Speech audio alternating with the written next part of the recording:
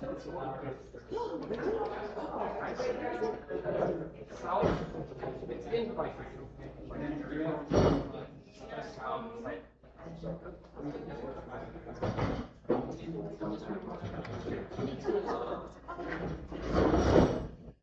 it's new.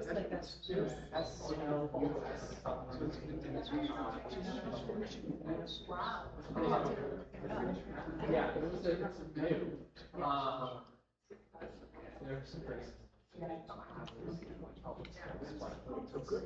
Like now, just because you do courtyard blocks, really interesting.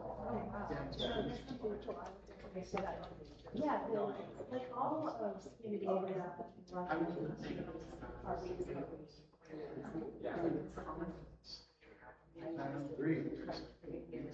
it's gonna happen because we've got this project.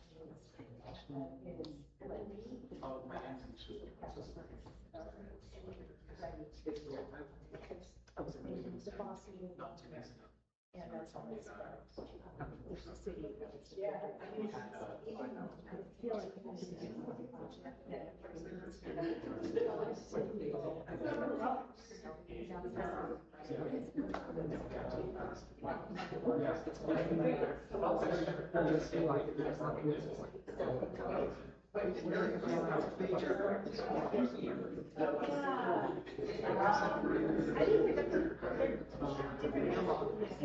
I think that there's like there's affordable housing. I think absolutely not one of the things like that. Construction it's just cheaper.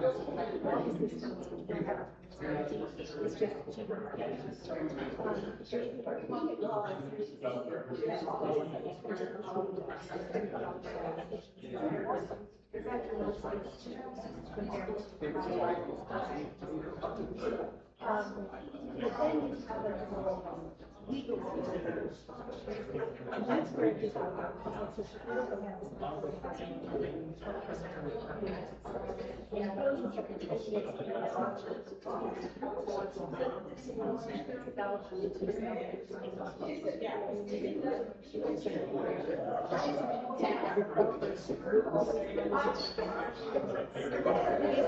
developers don't want to go. Yeah.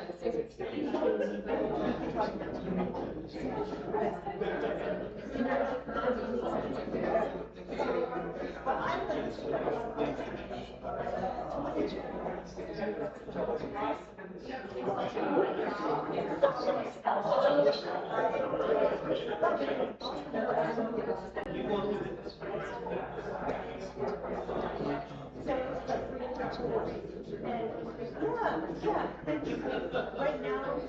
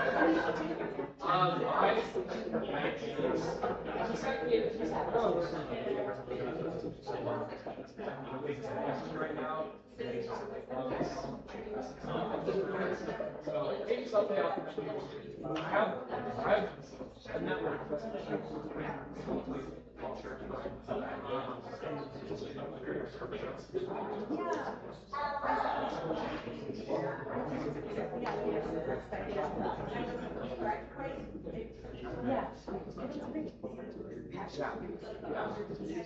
This is the, now I'm trying to figure out how much I as much as this in my life while also I would say get things like vegetables.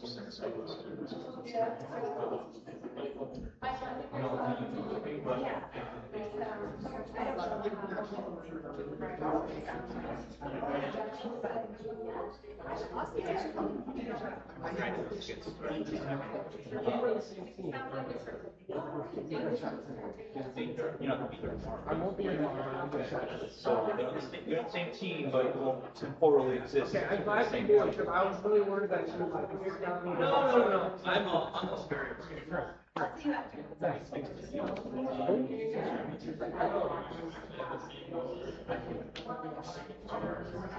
All right. Good evening, everybody.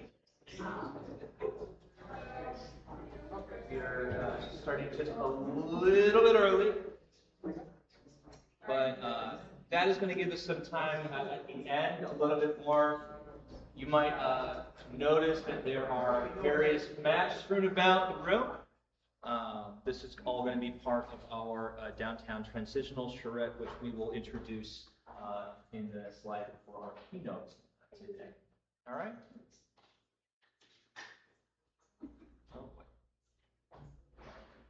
Okay. Raise your hand if you have never heard of Strong Towns before. A couple of us in here. All right. Strong Towns Bologna, we are a 501c3 nonprofit charity. We are an organization really tasked with improving our community, right? We want to foster vibrant, safe, economically, and environmentally sustainable development. We want to do this through advocacy, right? We talk with public officials, through grassroots action. If you came in through the front doors today, you might have seen a Route 66 mural on the ground. That was us, right? Also, like building social capital. So having social events, a lot of things that we do, like paintings, like trash pickups, also act as a way for neighbors to get to know each other.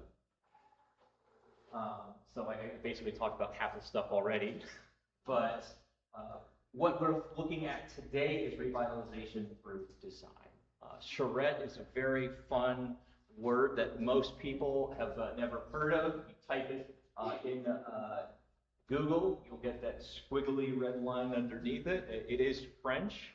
It means little cart, because back in the day of architecture school, architectural students will run to their program with all their drawings in the back of their cart. So a charrette is basically the same type of hurried process. You get a lot of folks in the same room together giving their ideas. We also do data analysis as an organization. So we have a GIS committee that looks at what development is smart for our community. The metric that we go by is tax value per acre, right? What lots punch above their weights. Our other flagship program is strengthening our neighborhoods, right? So we have a neighborhood liaison committee that is currently working to reestablish and establish new neighborhood associations all across the community. So getting folks to know each other, getting folks to care about their local neighborhoods, getting folks to do something about their local neighborhoods. Now, if you came in, you might have seen this little poster by the door where JD is standing. This is the 1919 City Beautiful Plan done by a very famous urbanist by the name of Edward Bennett, who's an associate of Daniel Burnham, very famous for the 1909 Chicago plan. Right? Very, very famous. This is Washington Street. This is Jefferson Street. And this right here would be Prairie Street. But this civic planning, this idea of building something that we can be proud of, right? Co-locating all of our civic spaces around something that we can all access, right? I worked with my friend Shay to get a drone shot of the same exact location today. Okay, so here's the 1919 Bennett plan, and here's the exact same streets from the exact same angle today. Okay.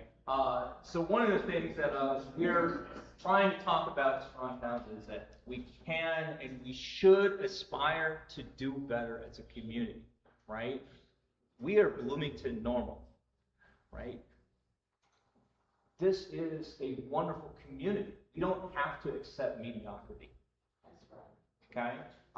So this is where we have been. This is where we are, and hopefully we can chart a new course forward into the future. Hopefully away from whatever this is, and something that is more conducive to living a really established social life. We have a core Charrette planning team here based in the Urban Centers Revitalization Committee. So if you are on that team, raise your hand. We've got a couple folks up in here. J.D. Benson is chair. I'll introduce him. Greg Huss over here from Farnsworth. Tyler coming in from out of town. Thank you so much. And then myself. We are really the folks behind everything that you'll see today, as well as the project tomorrow and Saturday. But I'm going to introduce J.D. as the committee chair. Can you just try to be a little closer to the mic? You're a little bit quiet on the screen. Okay. Hello. Okay. Not listening. Thanks.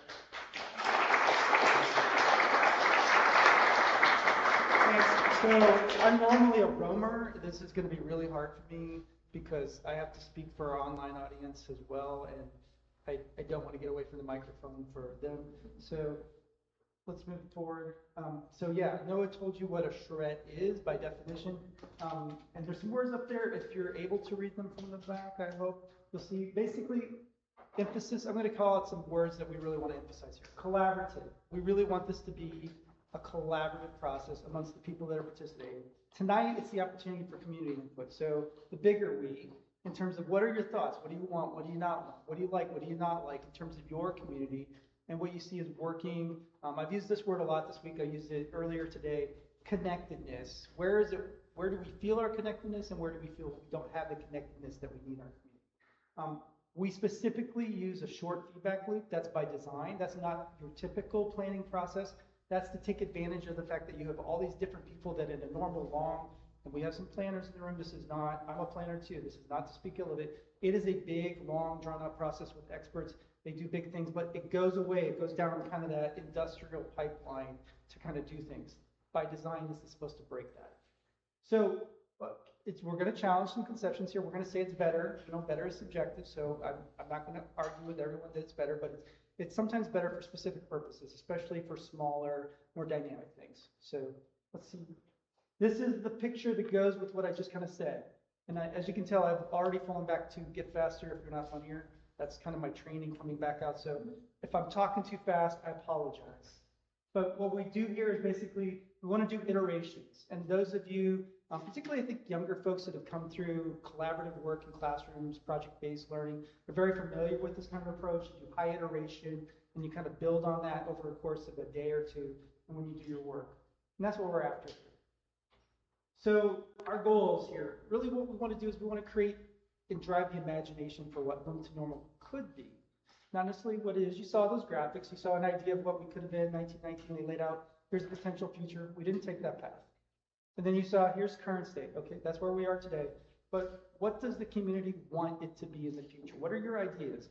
We're going to stretch. We're going to challenge constraints a little bit. Then we're going to have some experts come in and say, okay, I'm going to constrain you here. There's some real things that still exist, and we're going to note those.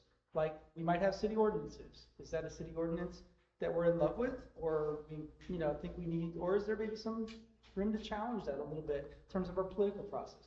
Again, we're not going to do all of that, but we're going to note that for future action. What we want to do is we want to repair that urban fabric. We have people that live in all different parts of our community. They represent different groups, different backgrounds, different experiences, and a lot of people are hungering for community right now. We want to be part of that. We are not the solution, but we want to be a mechanism to help drive people out there who have solutions. And then there's some missed opportunities, and then we'll eventually, some of these things are going to go on somebody else's drawing board. A realtor, a developer, a city planner, somebody that's outside with capital, they're going to come in and they're going to go, the community said they want this. I maybe can't do it exactly that way, but it tells me there's a market for something. I'm going to go after that. You know, maybe it's the $150,000 mystical property that we can't seem to find in a lot of our communities anymore. Maybe somebody's going to figure out how to do that, right? We're going to drive some of that discussion. All right, so this is kind of an interesting thing. This is very academic, but basically what it is it's different places of being, right? In your community, you have, and I think probably where our guest speaker's from is even a better way to kind of describe it because there's more extreme examples of it. You have your urban city core, that's the high-rise, your commercial district. You know, for us, it's downtown, city of Bloomington, right? And then you kind of have that transitional where the buildings are bigger, there may be larger block apartment buildings. And then these get smaller, maybe it's 2 or 3, 4 people in a residence. And then you get into where I'm going to acknowledge suburban sprawl. That's where I currently reside in the city of Bloomington. I live in this certain city, you know, and so you have all of that. But how do we drive away the brokenness in that? How do we start driving the connectedness so that those things feel like there's an organic relationship between all of that? So we're not arguing against any one thing, but we're saying we want to create connectedness in all of that. So this is our project area. It's centered around the city of Bloomington downtown. We've broken it up into 4 quadrants: northeast, northwest, southeast, and southwest.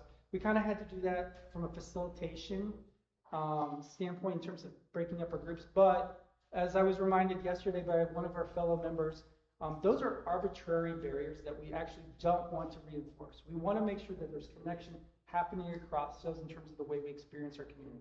So while they're going to help us in terms of our process, I don't want those to be constraints in terms of the way people think about our community or how they approach the relationships of what neighborhoods can be and how they interact.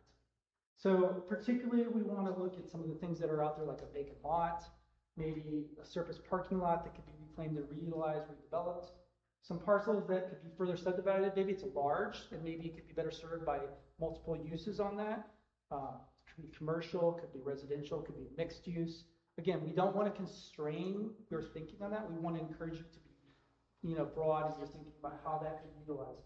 Some adaptive use. And it's also important to note, I was reminded earlier this evening, we're going to talk a lot about structures, buildings, but we can't forget about that natural space, that organic, truly organic green space, and how important it is in terms of the way we experience our communities. Having trees, having flowers, having parks, having designated spaces that also enhance the quality of life in a lived space.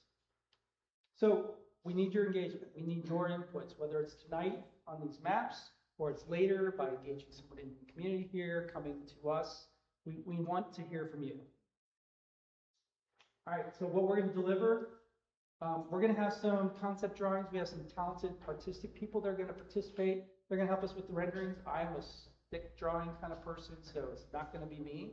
But we're going to get some of this type of stuff, and it's not the architectural, it's not a plan, it's not something you can take to your zoning board, but it is I've got the image now that goes with the idea. Let's kind of connect on that and see if we can improve from there. So we want it to be attainable. I mean, I'm encouraging you guys to dream and think big, but at the same time, we have to be realistic. Things are always coming down to limited resources. So we want to do some constraining at some point in terms of what's reasonable here. You know, stretch, but you know, we don't have billions of dollars falling out of the sky to do this work. What's actionable? What can we do soon? What can we do now? What is already within our power of control? Can we develop an ADU on a large lot? Things like that.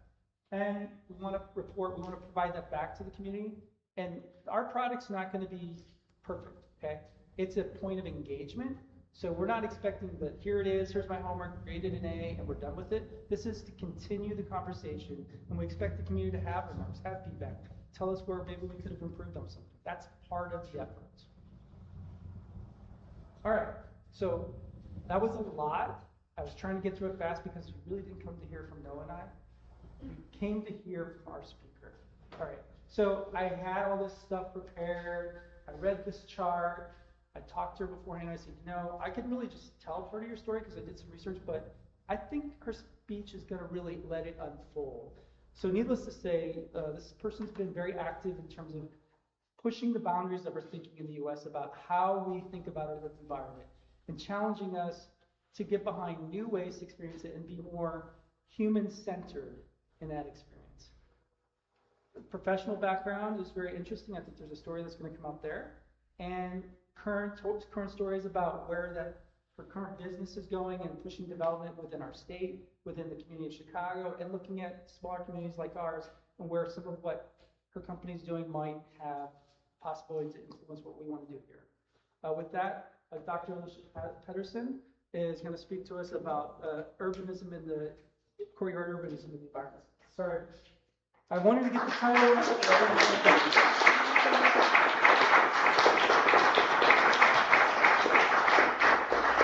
Thank you so much. It is wonderful to be here.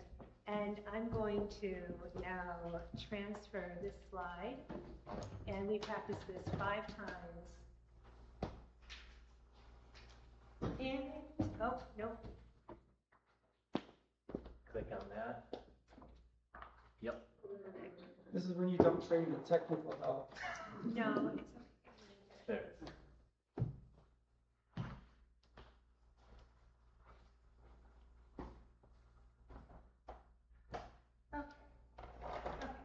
Great. So, courtyard urbanism, building cities for families. And I've added encoding cities for families because I'm so excited to talk to you at this moment as you are embarking on this journey of a code refresh and you're thinking about changing the code that is completely determinative and influential of what gets built in your city. And to build city for families, you need to code cities for families. And part of the point I want to make is that if you want families in your city, and you do want families in your city, because a city without families is a dead city. A city without families has no future. If you want families in your city, then you need to code in a way to bring the kind of buildings that will attract families. And there's a time-tested and fantastic way to do this. I'm going to tell you all about it. And but first, I'm going to give you a little bit of context. Oh, here's our plan. Here's our roadmap for the talk. I'm going to give you a little bit of introduction. That's the background and context. You're going to become experts in courtyard blocks. And we're going to talk about the 4 essential components of courtyard blocks.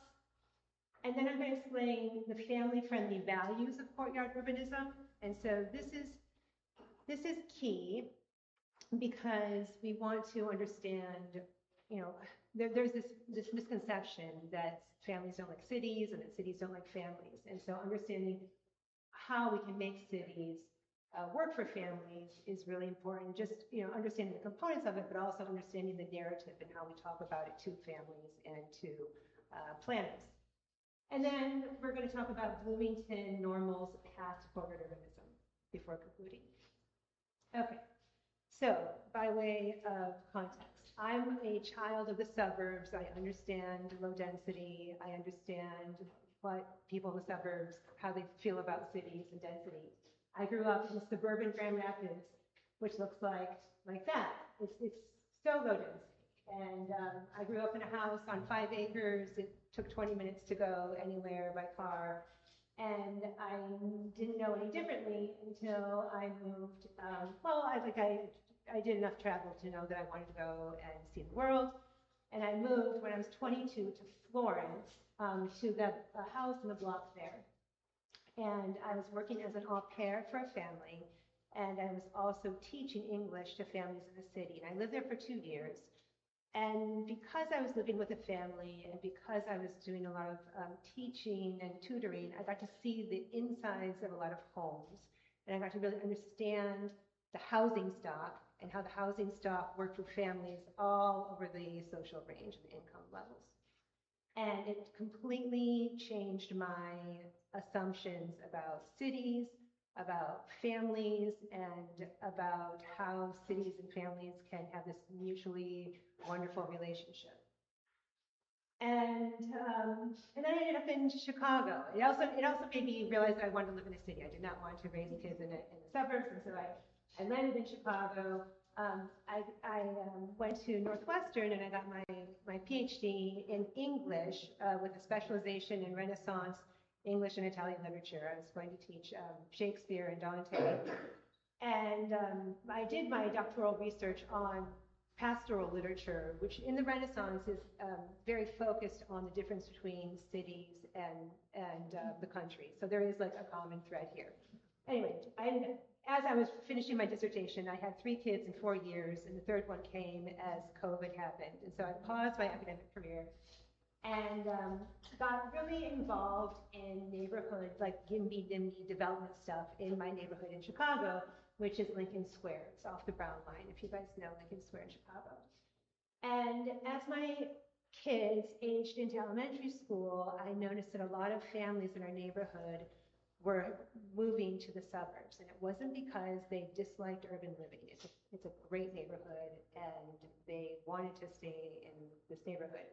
They could not afford a house with a yard. They were in a 2-bedroom condo with no yard, and they were expecting their 3rd kid, and they weren't able to tell their 4 or 5-year-old, go play outside. There's no place to play outside. And they needed more space. They needed space with the yard. No, the housing stock did not work for them. The single-family homes that have yards start at like $1 million and just go from there. And this is a story that was kind of written large all across the country. What's happening in Chicago is happening in LA, in New York City, everywhere. Cities are losing families just at a time when millennials increasingly want to live in the city. And so it's very tragic and sad. And I began thinking about it a lot and thinking about the difference between blocks in Lincoln Square and the blocks that I had experienced in Italy, and also seeing throughout my travels in Europe and studying European history and culture. And like even in Lincoln Square, which is a fantastic neighborhood, I love it. Like it is so much less dense and less green than a typical courtyard block, to introduce one of our key terms. So Lincoln Square has about 16,000 people per square mile. A courtyard block in Berlin has 40,000 people per square mile. Lincoln Square has about 2,000 commercial square feet per acre. Berlin courtyard block or neighborhoods will have 6,000 commercial square feet per acre, so over 2 times as much. Car ownership in Lincoln Square, 75% of households own a car, even though we've got great transit, okay? Car ownership in Berlin is less than half. And I became obsessed with understanding how these 2 forms in these 2 cities that were built at the same time, these were both built in around between like 1900 and 1910, could have such different outcomes. And essentially it's because the courtyard block, they go up taller, they make more efficient use of the perimeter, of the greater area around the perimeter. And I mean, that's basically it. They're taller and they go around the perimeter. And that makes all the difference. And so you see this all throughout Europe and in the UK and Edinburgh. And it's important to remember that these were built at a time when we were much poorer and much less technologically advanced, too. And they emerged, you can see, this is in Copenhagen. This is a view of the inside of one of the larger blocks. And they emerged not from really complex master plans, but from very simple codes. And the codes, we'll go over these again later because I want you to keep them in mind when you're looking at your code refresh. The codes were, buildings need to align to the street. They can go up 5 or 6 stories. You can go to the side lot lines, and lot coverage can be 50 to 60%. Now, that effectively pushes the building mass around the perimeter. Here's Norway, and sometimes you can see that you'll have wings that are extending into the courtyard for additional floor area, but they're making efficient use of the perimeter of lots and of blocks. Stockholm. There's one courtyard block neighborhood in the United States, and it's in Jackson Heights in Queens. And the director of the Queensboro Corporation traveled to Berlin in 1914 and was inspired to offer residents an alternative to the tenements in Manhattan. And he went to Queens, which was not even a part of New York City at the time, and built courtyard block neighborhoods. And they're still very successful. It's a super green, walkable neighborhood. So everywhere that these exist, courtyard blocks optimize land use for density, but it's a density that's very, very livable. And they're super walkable. They've got great unit diversity. They balance that diversity with green space, and they're some of the most sustainable and valuable and beautiful real estate on the planet. And so I became obsessed with why do we, nobody's talking about this, why don't we build this, why is this not a thing? And so I started writing about it in 2024. And I started writing about it on Twitter, and it blew up. And I started writing articles about it. And every time I took it to any venue, people were extremely interested in it. And so then about 6 months ago, I started a company and got some funding and used the funding to hire an architect and do some designs. And we have modernized some of the buildings, like prototypes for courtyard buildings and courtyard blocks. And now we are developing them for American markets. And we've got a first courtyard block that is getting pretty far along on the pre-development path in the Boston area. And we've got a lot of other starts throughout the country that we're really excited about. So that's the intro. Now you're going to become experts in the 4 essentials of courtyard blocks. And so they are small lot buildings for fine-grained blocks, wide and shallow buildings, no front or side setbacks, mixed-use buildings, and unit diversity. So small lot buildings. A courtyard block is not a mega development. Often people will send me pictures of courtyards like this and they'll say, look, Alicia, we've got courtyard blocks in Texas or wherever. And I point out that this is not a courtyard block. This is a courtyard apartment, but this is a mega development. It is a single building. Yes, there's a courtyard, but it's a very different animal than a courtyard block. And you can tell by looking at the floor plan. You have 264 units in a building. It's a mix of studio, 1 bedrooms, and 2 bedrooms. There's lots of amenities, which drive up the unit cost. And it's about a $60 to $70 million project. This is something that only a large institutional developer can build. And it's not something that's designed for long-term occupancy. It's not a building that you want to raise children in. It's very different from a courtyard block. So courtyard blocks are made up of many small buildings. And the buildings are built wall to wall. So they often look like a single unit, but they're not. And they can be built at different times. And this is from a developer's point of view, this can be very advantageous because you don't have to do the whole thing the whole time. You don't have to do a whole block. You can do a corner of a block, you can do half a block, but you can do a corner, see how the market goes, and when you get recapitalized, then you can do another corner. And often, like the last parcel that you do will probably get the highest returns because you've just created Paris, basically. You know, you're creating something that's so valuable because you're creating a fine-grained, dense, complete neighborhood. It's something that everybody wants, but no one builds anymore because no one's doing this fine parcel, fine-grained urbanism.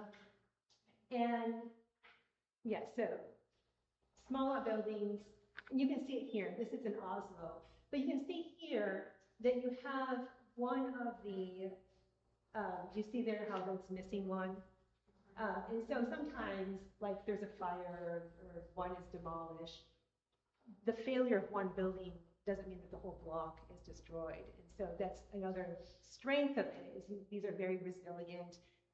If one needs to be renovated, it can be done on an independent schedule. But there's a lot of resilience in this, having many different buildings in this whole coherent block. All right, so yes, the lower cost and broader participation. This is another advantage of the small lot buildings. These are like 15,000 square feet to 20,000 square feet buildings. They're not huge. And so a broader range of developers can build them, which is good for community, better social scale. You're sharing an apartment with maybe like 10 to 20 households instead of dozens or hundreds, and this can build community better at the level of the building. Okay, so coarse grain versus fine grain. the mega buildings can create these street walls that are very alienating, and they're just not fun. They're not fun to be in, you don't like them. And the fine-grained buildings are just more visually interesting.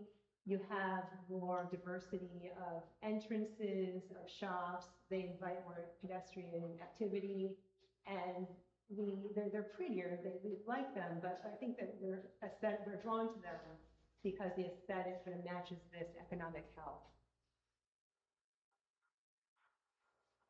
And developers know this, but they struggle to deliver it under this current regulatory paradigm. But they look at, this is a warehouse, and they put that fine-grained facade on it to make it look like a fine-grained building. Of course, it's just a box. But they know that everybody wants this look, that everybody responds to it, even though they can't actually build it. All right, essential component number 2, the wide and shallow building. So these are not townhouses. Townhouses are like 20 feet wide. These are more like 60 to 70 feet wide. And so they're wide and they're shallow. And this is what creates the perimeter block conditions that are necessary for that tranquil private courtyard amenity. And it also creates these dual aspect, lives like a house units with the excellent light and ventilation. Because these are mostly 40 feet deep, you can get units where the window walls are basically on the wide side of the box instead of the short side. And so you get just great lighting. And for a code to achieve this, you should require that buildings align to the streets, and you should permit 0 lot line construction and about 50 to 60% lot coverage. Okay, so again, you can compare the building mass on my block in Chicago versus the typical block in Prague. And interestingly, in both cases, they have about 50% lot coverage. But you can see that in my block in Chicago, because there's like a 15-foot front setback, and there's side setbacks, and there's a garage and an alley, that all of that yard is kind of fragmented into this residual space that becomes unusable. So we've got like a 15-foot yard in front of the house. It's just, dogs are pooping and peeing on it all day long. I'm not going to let my kids play in this yard. There's busy streets. But by putting the buildings around the perimeter, you're able to create a more usable yard in the center of the building, and that creates more security. It just creates more usability. Okay, again, the shallowness. So not all of the units need to be dual aspect, but the large family ones, the ones that are going to allow cities to compete with the suburbs for professional families, they need to be dual aspect. They need to have a front that faces the street and a back that faces the courtyard. And this, they are house-like, so they have a front that is on the street and a quiet side that's in the back. The wide and shallow floor plates are enabled by what you may know as point access or single stair buildings, and these differ from the double loaded corridor. Now you can see in the point access block diagram, those yellow cores are representing the stairs or the stair and elevator. And so you can see how you're entering your stair, and at every landing you might have like one entrance or 2 or 3. And those buildings, like 2 of them are dual aspect and 1 is just facing the courtyard. But you can see how that point access circulation enables these nice house-like units in a way that the double-loaded corridor does not. When you have a double-loaded corridor, you've got that hallway separating the entire mass of the building so that the units are facing either one way or the other. But this is how you get these amazing window walls that I talked about. And again, these units that will allow city apartments, city condos to compete with single-family homes. They're just outstanding.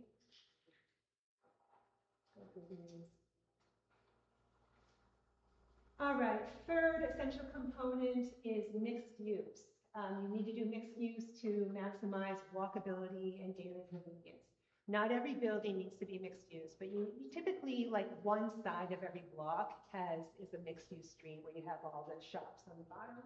And this really defines urban living. Cities are about putting people into proximity to their social and economic and cultural networks so they can walk to them. They don't depend on a car to meet their basic needs. And this sets cities apart from the suburbs. And it's also essential for thriving brick and mortar retail. So I think the code should allow for flexible ground floor. Unfortunately, you need to have a sufficient amount of density before commercial real estate can become really valuable. And so there might be a transition period where the ground floor needs to be residential or have some other use before it can support commercial. But the goal is to have commercial. And in neighborhoods where you have a lot of density, like Manhattan, the retailers go into the ground floor. So here's a Home Depot, a mixed-use Home Depot in Manhattan. So if Home Depot can go into the ground floor of a mixed-use building, then anybody can. Unit diversity. So you want a mix of units from very small to very large, and this creates room for households of all sizes and ages and stages. And the idea is to have cities that can work for the life cycle. And so you're not just having cities where people come when they're students and stay when they start their careers, and then they leave for the suburbs when they have families. The idea is to have neighborhoods that can grow with people or that people can stay in them as they age. And this has been a principle of apartment or condominiumized housing explicitly. I mean, it goes back to ancient Rome, but it was something that people discussed even in 19th century France. So some of you may have heard of Haussmann, who's a famous urban planner in Paris, who did the redo of Paris in the 1800s. And this is a diagram that shows the vertical stratification of a typical Haussmann building. There were no elevators, of course, and so the attic apartments would have been where the lower income residents would be, and the wealthier residents would be on the bottom. But it shows that, at the time, these were envisioned as places where you could have the people across the economic spectrum sharing the same stair and building. All right, now let's talk about the family values of courtyard urbanism. Big house with a yard, not something you usually associate with the city, but we're going to now in courtyard urbanism. Urban conveniences, saving time and money, and childhood independence. Okay, big house with a yard. Again, because we are dealing with small multifamily, but we don't have that double-loaded corridor. We've got that point access stair where we can have some units take up the entire floor plate of the building. So that means you can have some of the units be, 2,000, 3,000 square feet if you want. And so they can be really big. And they can be really beautiful. And they can have a yard. And, depending on the size of your block, it can be very big. In some European cities, they have, basically the courtyard is just the sum of all the backyards of all the buildings. And in some European countries, they have them partitioned off, so every building has their own fenced off backyard. In the Scandinavian countries, it's more common to have it shared. Both can work. I think a shared yard sounds really nice. That's what my kids would really enjoy. And I think that would be a model that would work really well for families in the city. But you can have a shared yard that arguably would be even more valuable than a private yard in the sense that kids don't want to, kids can play with neighbor kids and still be visible from the kitchen. Copenhagen, summer, winter. This is a concept rendering. Oh, often people will argue with me about the necessity of the yard, and they'll say, well, there are public parks, and this is a rule of public parks in cities, and that's where children can play. And often these people don't have children themselves, and so they don't understand that when you have you can't send a 4-year-old to a public park, and it's inconvenient to have to take the child yourself every time that they want to play. And we can see, I love Calvin and Hobbes. You know, Calvin and Hobbes takes place in a suburban Ohio setting. And a theme in the comic is the mom, kicking out Calvin out of the house because he's driving her crazy. Or in this comic, Calvin is about to injure himself by doing a backflip into a shallow pool, and Hobbes says, "Better hurry, your mom's yelling something." But the point is that she can see him from her kitchen, and she can call to him and communicate with him from her house. And this is the value of the suburban house with a yard, is that it gives you that connection to the yard. And that's why people want a house with a yard. And we can do that while maintaining great density with courtyard urbanism. Okay, value number 2 is urban conveniences. And this is just being able to have all of your retail within, sometimes on the same block, is a wonderful thing. This is a look at the urban conveniences on one block in Copenhagen. But again, Copenhagen benefits from having incredible density. But you're not going to order your supplements from Amazon if you have a supplement store that's on your block. This is a kind of convenience that makes these stores very competitive with e-commerce even. And that's why brick and mortar retail in Europe and in Asia have been doing so much, they've been much stronger even with Amazon and e-commerce, because they have so much more density and they're better integrated into neighborhoods. Value number 2 with urban conveniences, proximity to institutions. School, church, government offices, public parks, swimming pools, the symphony, the orchestra. This is Vienna. Vienna is a great city with courtyard urbanism. So much culture. The residents here have access to so many great institutions. And then your proximity to your broader social and economic network.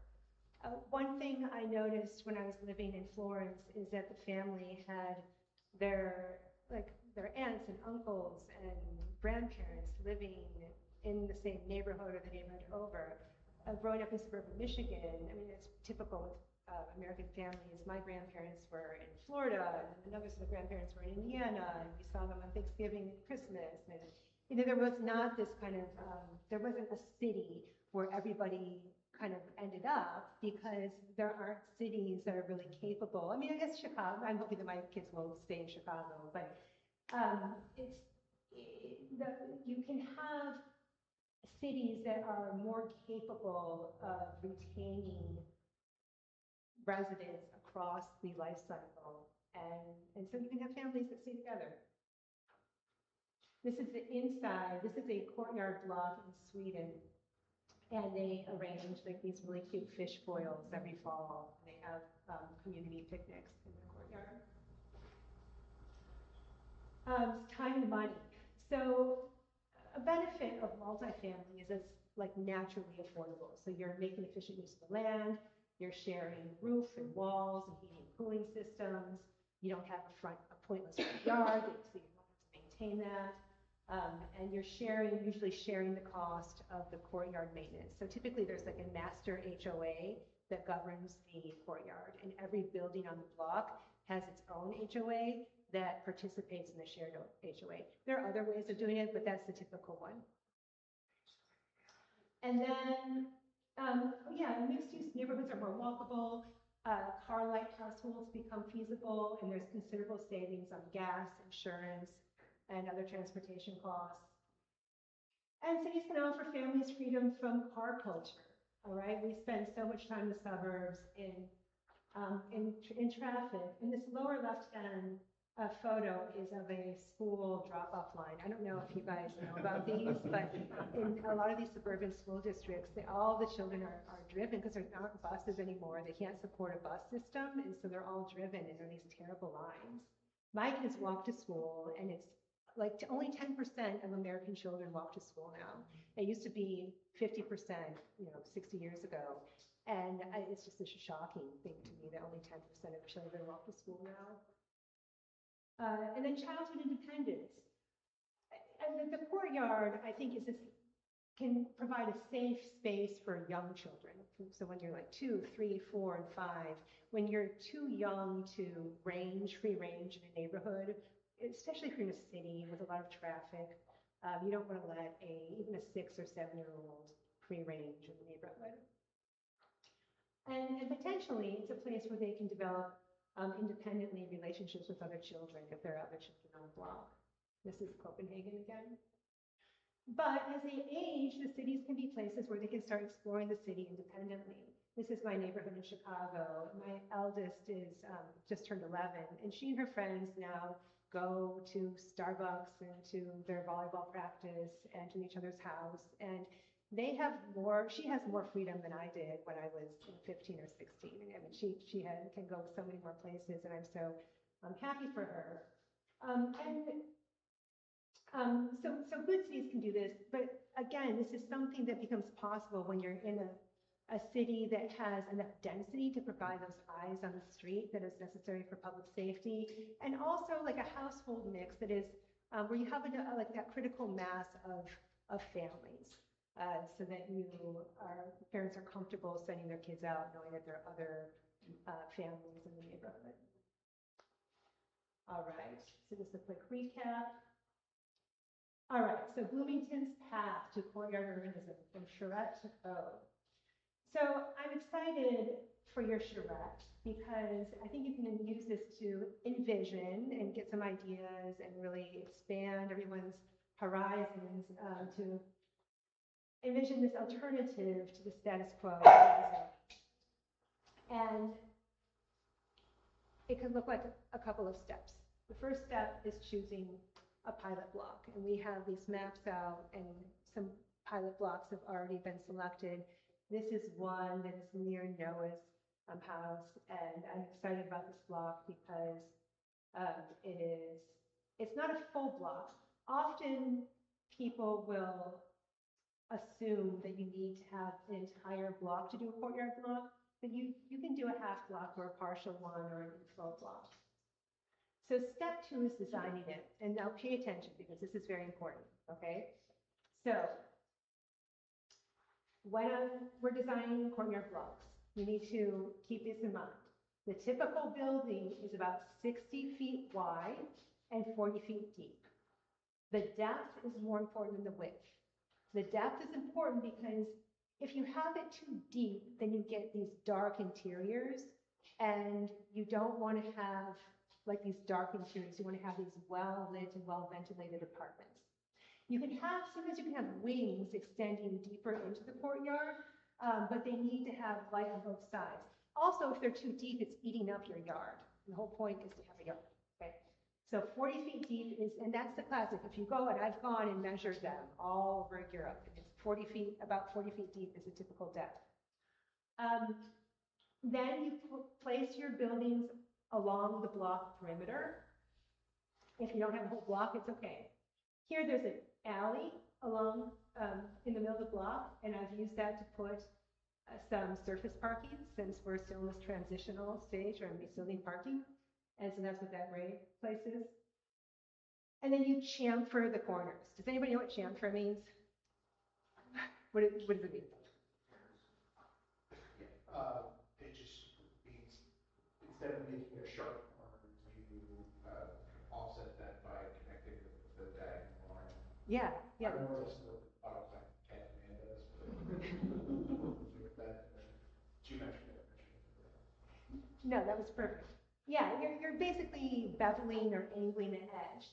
And it looks better, but that's not the only reason to do it. And another reason to chamfer the corners is because it increases the visibility. So when you're turning these corners, I hate it when there are buildings that they don't have the chamfered corners. And I hate it, and I'm speaking from an experience of being a mom with kids that are going ahead on scooters and bikes. And they're going around and they are turning a corner, and they're little kids. They can't see, and there's like some car coming down, and you can't see when there's a sharp corner. So when the corners are chamfered, you have better visibility, and you can see what's coming your way. And so you want to chamfer the corners for that reason, and there's another reason, and it gets back to that building depth. So for these corner buildings, again, if you have this all the way here, then this becomes kind of dark. Sometimes people will put like a light bulb there to add green light into the center there. But if you have a chamfer, then that reduces the distance between that wall and that wall. So it helps with the light. So you chamfer the corners. And then with height, you reduce height when you need to preserve good solar exposure on the ground floors of the neighboring. So I don't know, I made these 4 stories. The typical height in European cities is 5 or 6 stories. And yeah, and those are the main things that you want to look for when you're designing a block. So then use the charrette to establish the code that would enable this. So the potential parcel divisions. So when you have a site, I would like, think about the parcel divisions, the setbacks, so 0 setbacks on front and side, the height, the lot coverage, like 50% lot coverage, and then think about like a parking strategy, whether it's surface parking or whatever along the, if there's an alley, and then some kind of courtyard ownership. And so this would,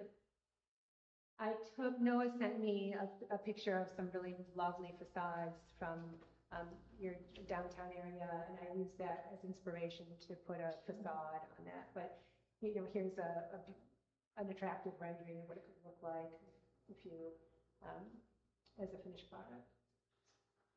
So,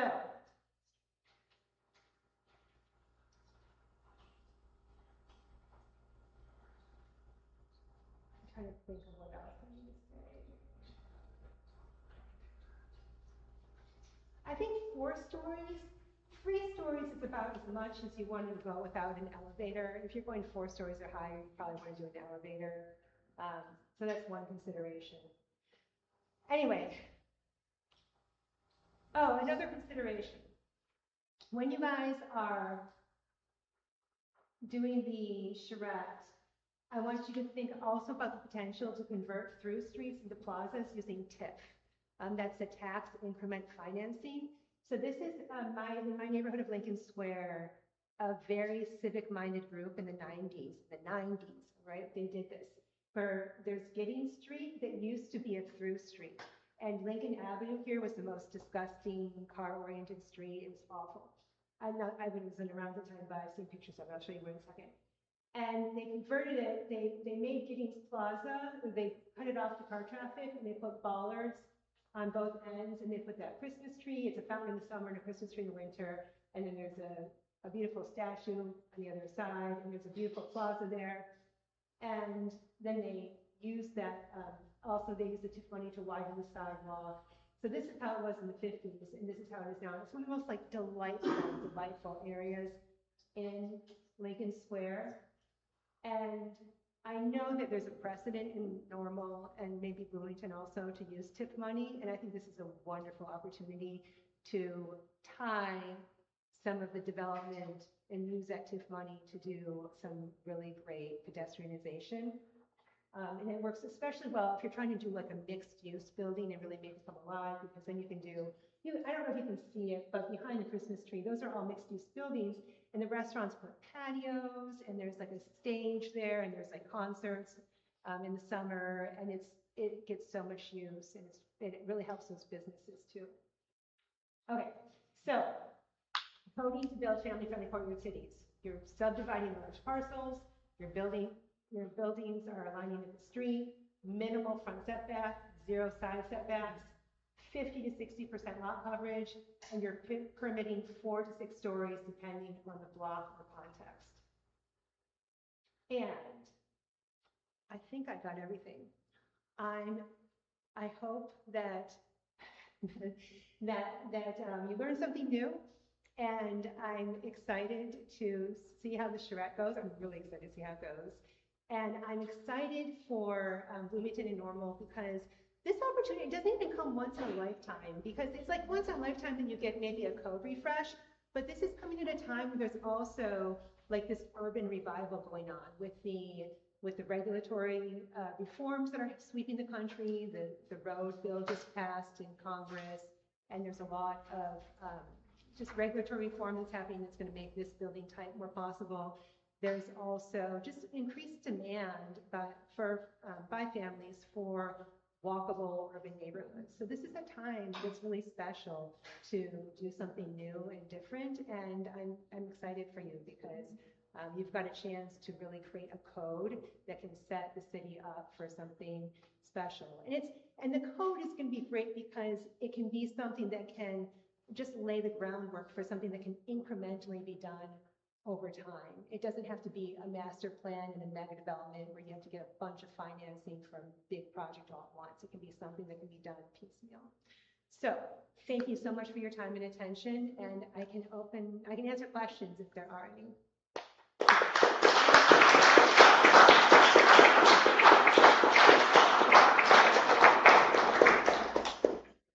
So what are some of your parking strategies? Because I guess I'm not seeing parking on here, so how would you handle that? Yeah, so there are parking strategies.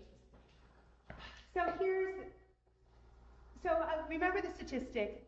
Part of it is you're creating a neighborhood where people don't need as many cars. So in Berlin, 45% of households had cars. When I moved to Chicago, I didn't have a car. I didn't need a car until I had 3 kids. And then when you have a bunch of kids, you need a car. And so part of it is understanding that if you're creating a dense, mixed-use neighborhood and doing a good job of it, a lot of households won't need cars. And so you might not need one-to-one parking. You might need like 0.5 parking spots per household. And so you can do a mix of street parking and ground floor parking. You can do, let's see, I have,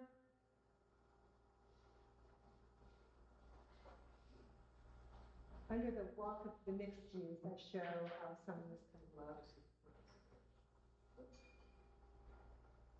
You know, I know this is not a model that's very common in the United States, maybe more in urban areas, but I just came back from Vancouver, British Columbia, and they have shared ownership of cars, not ride share, but actually shared ownership. So you own a portion of a car, and you have a little tag, and you just pick it up and you can take it anywhere. Yeah, I think that the car ownership is going to look a lot different in 10 years than it does now. Between models like that, I know a lot of families that don't own cars at all because they use Lyft and Uber and train and whatever. A lot of families I think that Waymo and AVs are going to really change how cars are used and how we think about parking. This is common in Europe where you'll have like a small garage. And you can fit, because remember these buildings are kind of wide, they're sometimes 60 feet wide, you can have a parking, like a bay that's 30, you can fit maybe like 5 spots on the ground floor in addition to a retail spot. So you can have some parking on the ground floor. You can always dig, and digging is expensive. So if you, and often when we've looked at projects and whether they pencil or not, the ones, like when you start digging into structured parking, that's when it doesn't pencil. So try not to, but in very high cost neighborhoods, digging often will make sense to do underground parking. But if you can make do with, ground floor garage and street parking, then that is a wonderful and very low cost strategy. Example of that right down the street. Of what? A car bay underneath. Okay. They can dig or anything. Okay. Oh, great. One thing I thought that was really Thank you. I love it, because I'm used to thinking, I'm urban historian, I'm used to thinking of all these places, all these European cities having different history, different housing history. And but the pattern is there. And in the Netherlands, it tends to be sort of terraced houses with stilts around the courtyards. And there was a lot of discussion of this in the late 19th century and efforts like Garden City movement to make this a model. My college urban sociology class, my project was about Sunnyside. Okay. An experiment with this in Queens. The question I have for you is sort of like two things you could convince. And then the parking, like in the Netherlands, what they do is they often set aside strips where you can park car, and that's where they're putting chargers, so it makes it electron, EV conversion easier. How do you convince Americans to get rid of, I want to swear, setbacks? Right? That's one thing, because I'll preach at people, in a lot of these places, say, America would just be a better society if there weren't setbacks. It would just totally transform this country into something you want to live in. And so how do you get rid of the setbacks, and how do you convince people that if there are kids everywhere, there are kids everywhere? Right? There's two things you see in this that you really stress. How do you convince Americans that That's, with the setbacks, I think that which do you think is harder, the front setback or the side setback, convincing them? The front setback. Like, if you just took the whole country and you got rid of the front lawn, you'd have a good country. I know, it's like, you go to neighborhoods into Europe and you'll be, like, people go there on vacation and they love that. I mean, everybody recognizes that these are desirable and attractive neighborhoods, but then they fail to see that we could replicate them. Like, we could also do it here. And I think it's going to change when the setback rules were really reinforced into law was in the 50s and 60s, where a majority of households were single income. And when you had a dedicated mom at home who was maintaining the house and the yard and was a person at home. Now we have mostly two-income households, and the people for whom this resonates the most are moms who are like part-time or working, and they're like, I hate my yard. Of course I want this. I don't want a front yard because it's like this thing that I don't want, and then it's a pain. And I would much rather have a shared yard because why would I want this yard that I have to maintain and that is of no value to me? And so I think that changing household needs may shift that. I don't know. I think that there's an increasing appetite for urban living and just explaining to people the connection between setbacks and form. But I can't believe how many people don't understand. Well, I shouldn't say that. I don't want to sound like the difference between the mega projects and like the many buildings one block. Because a lot of people, I have people, and very smart, well-educated people tell me that the terrace blocks are single developments, and they don't recognize that there are many different buildings. And I think that a lot of people have an abhorrence or a skepticism of multifamily because they associate it with the multifamily product that we build today, which is a not very livable product with the corridors and the single aspect units, and it's very big. And I think that if they understand that these are like big houses, they're big houses, and they don't need to have a setback, and it's good. Everywhere in the rest of the world, or like throughout Europe, and even with the terraced houses in England, UK, they still don't have many front yards. They have backyards, and it's better because it's more private. What about the kids? How do you convince people that if you just let kids be everywhere, there are going to be kids everywhere, you don't have to worry? I think it's That's what you see that everywhere in Germany, right? So I think it's a critical mass thing, and that's the thing where you need like a density of families. It's in my neighborhood. I see it, and I'm very online, and I hear people complain about how people don't let kids walk around. And I'm like, you should come to my neighborhood in Chicago. They think Chicago is this crime zone. They don't believe me, but like, you should come to the north side of Chicago. There are kids in the street everywhere, and it's just because you've got enough density and enough families. And they're everywhere. And it's just you need a baseline density to make that happen. And you need enough of a housing stock that is supportive of family life to like bring them there. So if you have like a bunch of small yardless apartments, you're not going to have kids. But yeah, I think we just need more density, but more family-friendly density. And it will happen. We have time for one more question, and then we'll wrap up, and we'll have some more public engagement, and then we'll have the after party for brothers. One more question. So, you mentioned one of the things with bringing in the retail is that the retail was on the first floor, but typically come after the density. How do you maintain getting the density up when there is not retail if there's also lack of parking and things of that nature? For example, like not having a grocery store, but you know, don't have a car and drive 15 minutes across town to the grocery store. The way I see this working is like having an anchor. I think you're going to need to have an anchor retail tenant for one of these blocks, and it should be a grocery store. Like that's the first business you want to go in. So when the first one gets built, needs to have an anchor tenant, it needs to be a grocery store, because that is like the number one thing that people need, and it should be by a school. Because if you're bringing in families, like the two destinations that families have the most is the school and the grocery store. If you have a school, the grocery store within like a quarter mile or less, that's like 90% of their needs, and they're going to be so happy. They'll be so happy.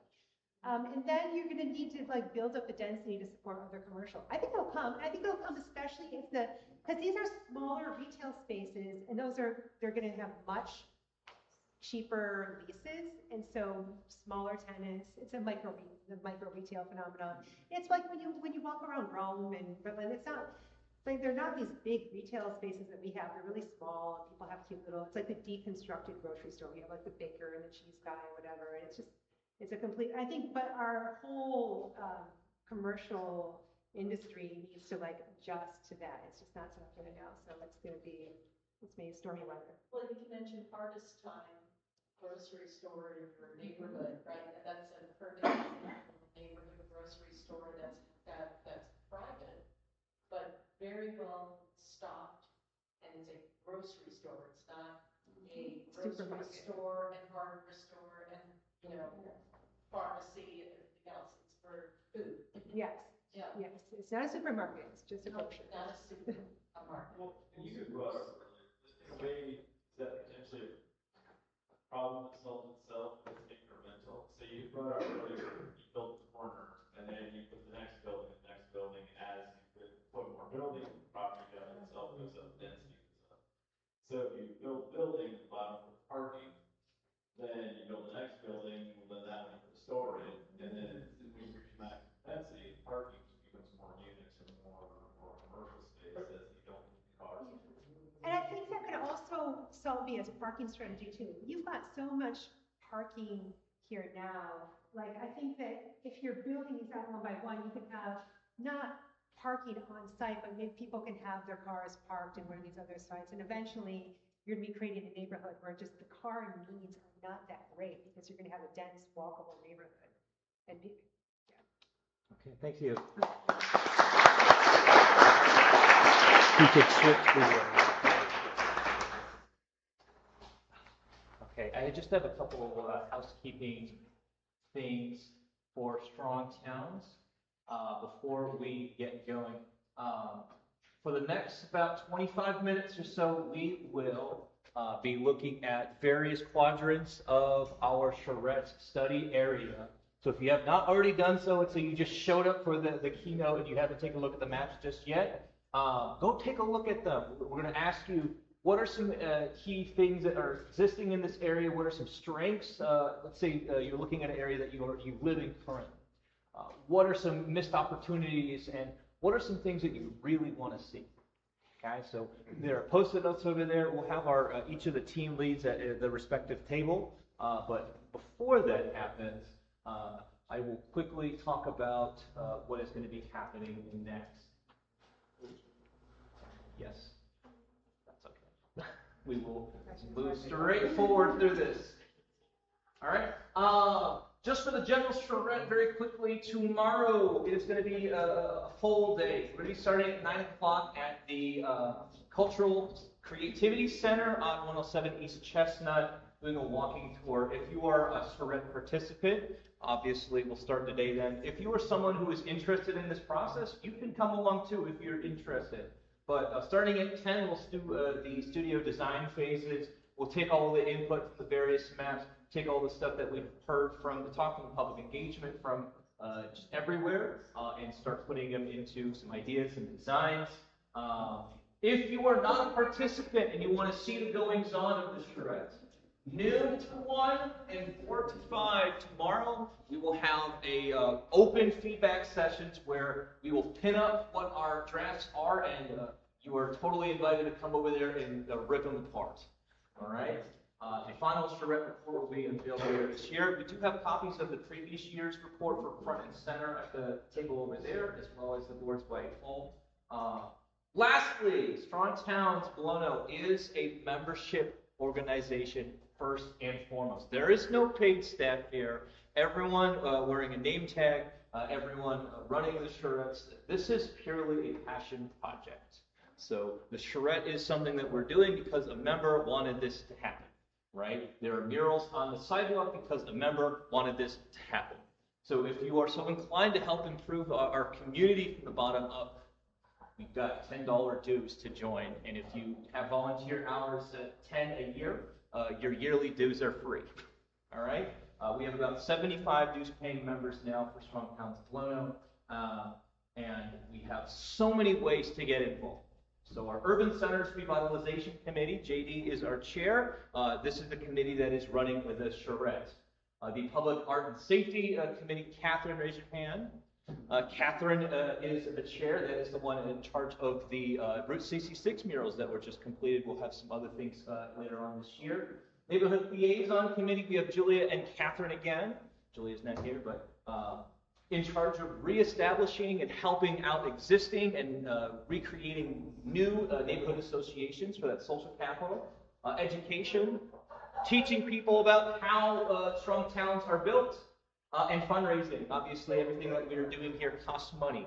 And lastly, GIS, we look at data. So we do trash pickups, we table, we do advocacy, come to our events. We'll have a social right after this. Our next membership meeting is on August 13th at the Normal Public Library at 6 o'clock. And then we are actually chosen to host the second annual Strong Towns Illinois statewide conference here the weekend of October 3rd. So if you're interested, come talk to me about that. But right after this, casual social at Poor Brothers, they do serve food now. So team leads, if you would like to go to your tables, if you want to take a look, please feel free to mill about. Obviously, we can talk to everyone. The speaker will be also roaming around to answer your questions. Thank you so much for attending tonight.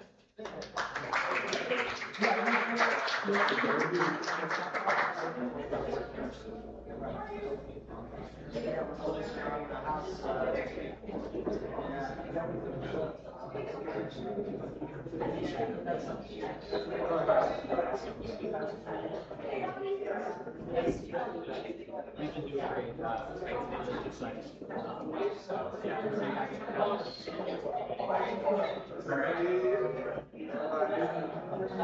Just so that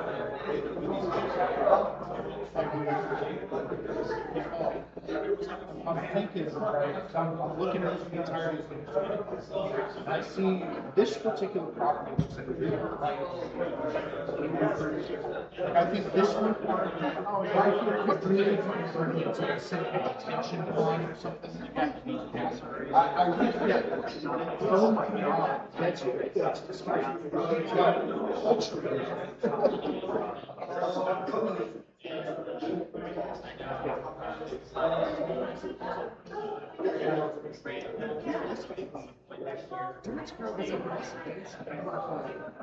I'm really not touching any of this.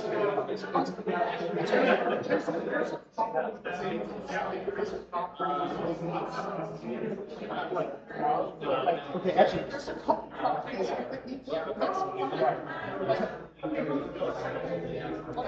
I'm not as familiar with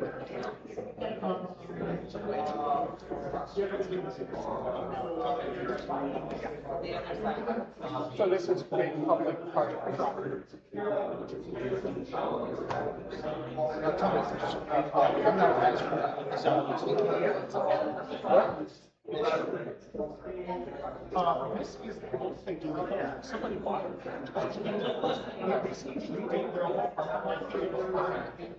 Because I'm like, this is good architecture. It's getting worked on. Thought about it. It's like,